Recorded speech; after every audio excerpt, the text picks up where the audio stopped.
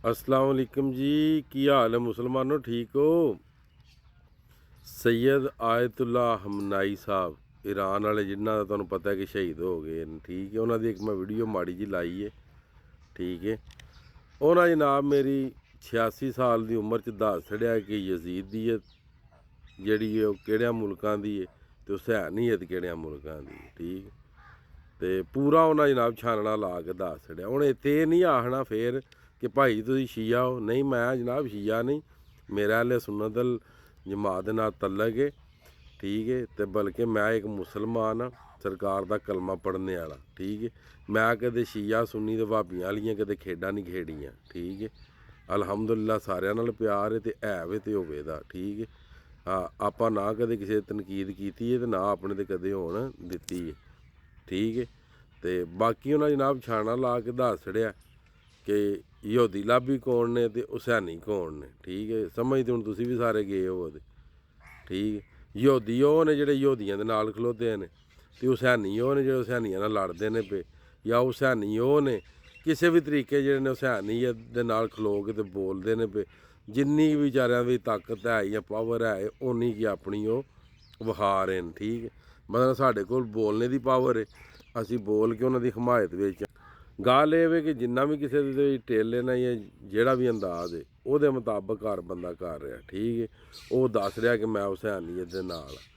ते यजीदियत वाले भी जिन्ना कि कर सकते ना वो भी कर रहे हैं, फेसबुकों के उत्ते भी आके आख रहे हैं एडी लाला शाबा क्यों मचाई जे शिया काफर होंदा।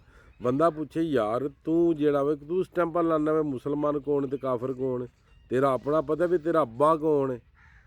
इत्थे तू आख रहा भी शिया काफर है, फलाना काफर है, फलाना काफर। तेरा अपना तेनों अपने आप का पता है भी तू की है, या तेनों ये पता भी तेरा अब्बा कौन सी, पता ही। जो तेनों अपने आप की नहीं पता, तू एक कसम नहीं दे सकता भी तेरा अब्बा कौन है, ठीक है। तू कित्थों आ गया मैं मुसलमान ते काफर बनाने वाला किसी नूं? कोई या कर, शर्म कर, ठीक है। इस टाइम उम्मते मुसलमान जिहड़ी है ना, ठीक है, वो तुहानूं पता है कित्थे कित्थे वे ते यजीदियत कित्थे कित्थे वे।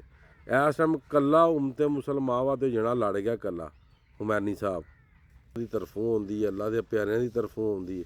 इंशाअल्लाह ताला ईरान कल भी जिंदाबाद सी, ईरान अज भी जिंदाबाद है, ठीक। तो यजीद कल भी मुर्दाबाद सी ते यजीद अज भी मुर्दाबाद है।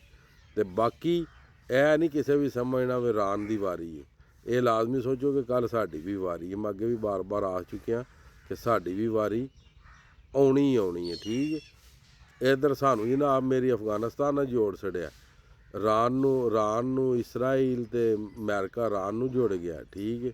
पहला फलस्तीन नू लगा रहा इसराइल, ठीक है।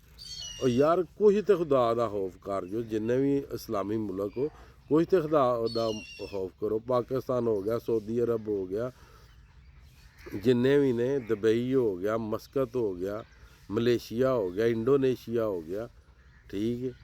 तो की पैंदा तुहाडे विच? न्यू मर चले को करो हिम्मत है रही न्यू मरदे। असी अपने मुल्क दे विच जो उगदा उही खा लांदे, असी ना बहुता खावांदे, ठीक है। तो जिन्ना ये समझिए ना भी शिया जेह्ड़े ने ओह् काफर ने, ठीक है। तुसीं फिर इंज कम्म करो, अपनी रिश्तेदारी जिहड़ी है ना ओहदे नाल कर लवो, अमेरिका नाल कर लो, इसराइल नाल कर लो, ठीक है। ट्रंप दे नाल रिश्तेदारी कर लो, आओ मुसलमान जे पक्का।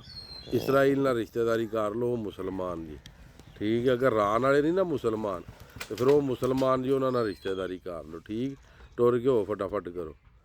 तुसीं इस्लाम दे ठेकेदार आ गए किधरे बहंदे नहीं, हुण आ जाओ फटाफट, आ जाओ। जिन्ने भी फिलासफर ने सारे आ जाओ थल्ले, फटाफट आके कमेंट करने शुरू कर दिओ। लाला शाबा मचा लो हैं, जंग जुत्तो आ के थल्ले हूँ, चलो शाबाश, आ जाओ आ जाओ। शियां नूं काफर आखने वाले ना उत्थे ट्रंप दे नाल रिश्तेदारी करो, समझ आई। इसराइल दे नाल रिश्तेदारी करो, सही है। थल्ले आ कमेंट करना शुरू कर छो। ये ना आखियो कि कल्ला ही जेड़ा कि वो जना सैयद आयतुल्ला हमनाई साहब कल्ले जेड़े ने वो इस्लाम की जंग लड़े ने ते शहीद हो गए ने। बाकी अल्लाह ताला उन्हां नूं होर जिन्ने ईरान दे विच शहीद होए ने, अल्लाह ताला उन्हां नूं जन्नत अल फिरदौस च अल जगह अता फरमाए, अला मकाम अता फरमाए। ਤੇ ਅੱਲਾਹ ਤਾਲਾ ਇਹਨਾਂ ਚੰਗਿਆਂ ਲੋਕਾਂ ਦੇ ਸਦਕੇ ਸਾਡੀ ਵੀ ਅਗਲੇ ਜਾਨ ਬਖਸ਼ਿਸ਼ ਫਰਮਾਏ। ਆਮੀਨ ਯਾ ਰੱਬੁਲ ਆਲਮੀਨ।